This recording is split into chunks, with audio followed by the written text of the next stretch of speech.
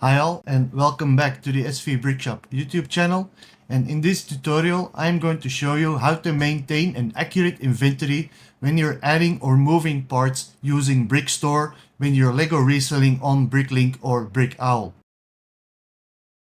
We've opened up BrickStore and I already prepared a file with parts that I want to upload in my store. So the first thing we're gonna do is we're gonna check if the new parts that we're adding is already in our store or not. So we press the home button and then BrickLink store inventory.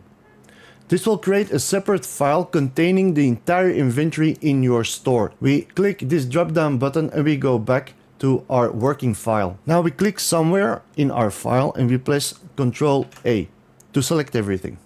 Then we click on edit and we go all the way to the bottom to copy values from document. As you can see, there is already an open document that we just opened, obviously, and we press next. If you want to copy these settings, then pause the video right now, copy the settings as you wish. These are my go-to settings and always worked for me. I'm happy with those settings, so go ahead. If you're done, press finish. As you can see, this file is being populated with data from your inventory file. So item number 2 and item number 3 are already in my store. So for our first scenario, let's say we add new stock. So item 1, item 4 and item 5 are new pieces.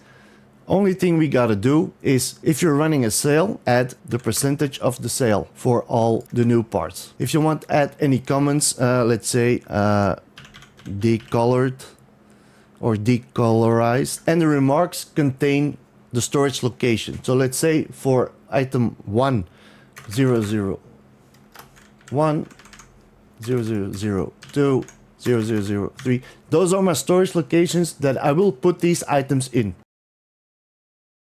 For our second scenario, the items that we already have, very easy, the storage location is already filled in. So you only have to do is to put these items in that location.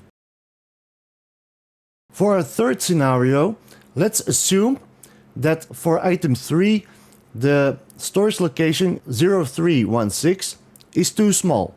And we need to move this part and all the existing parts that are already in inventory. We gotta move them to a new location.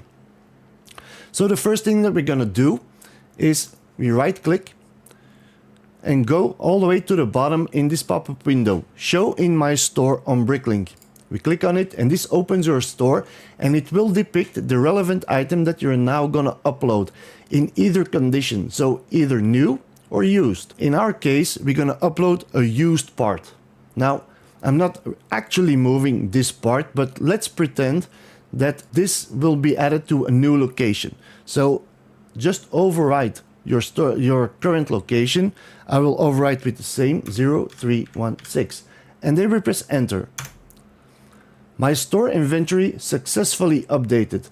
This is what we want to have. We close this window, but don't forget to move this storage location also to the new location. You can easily override it. When you're done with all the changes of your inventory and putting away your parts, then you can successfully update or upload your parts into BrickLink by using the BrickLink mass upload XML to clipboard function. And that's it for this tutorial. I hope you found it helpful, and if you did, then smash that like button and subscribe to the channel. Thank you all for watching, and I will see you in the next video.